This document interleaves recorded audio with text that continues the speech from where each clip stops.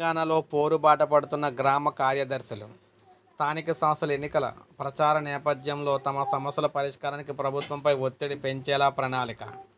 రాష్ట్ర వ్యాప్తంగా గ్రామ పంచాయతీ కార్యదర్శులు పోరుబాట పట్టేందుకు సమాయత్తమవుతూ ఉన్నారు.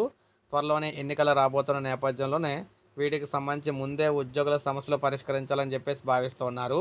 గ్రామ స్థాయిలో ప్రతిరోజు 28 అంశాలను సమన్వయం చేసుకుంటూ ఉదయం నుంచి సాయంత్రం దాకా పని ఒత్తిడితో ఉంటుందని వాపోయారు. అదనంగా ఇతర శాఖల విధులు బాధ్యతలు అప్పగించడం తమకు మించిన భారంగా అంటే తలకు మించిన భారంగా ఉందని పంచాయతీ కార్యదర్శులతో పాటు 3 ఏళ్లకు పైగా పనిచేస్తున్న తమ సర్వీసులు రెగ్యులర్ కాకపోవడంపై జూనియర్ పంచాయతీ కార్యదర్శులు కూడా ఆవేదన వ్యక్తం చేస్తున్నారు. దాదాపు 5,500 మంది గ్రేడ్ 1 నుంచి గ్రేడ్ 3 వరకు పంచాయతీ కార్యదర్శులు, 6,000 మంది జేపీఎస్లు, వీరిలో అధిక శాతం గ్రేడ్ సెక్రటరీలు కన్వర్ట్ అయ్యారన్నమాట.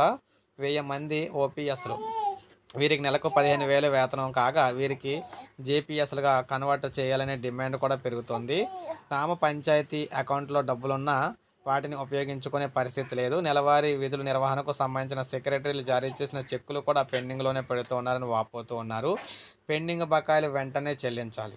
పెండింగ్ బకాయిలు చెల్లిస్తే కొంతవరకు ఉపశమనం జరుగుతుంది. పని ఒత్తిడి తగ్గించాలి, పదోన్నతులు కల్పించాలి. జూనియర్ పంచాయతీ కార్యదర్శులకు ప్రమోషన్ ఇవ్వాలి. అవుట్సోర్సింగ్ విధానం రద్దు చేస్తూ ప్రస్తుతం పనిచేస్తున్న ఓపీఎస్ కార్యదర్శులకు జేపీఎస్లుగా కన్వర్ట్ చేయాలి. ఓపీఎస్ కార్యదర్శులకు 6 నెలల వేతనాలు అయితే ఇవ్వాలని చెప్పేసి అన్నారు.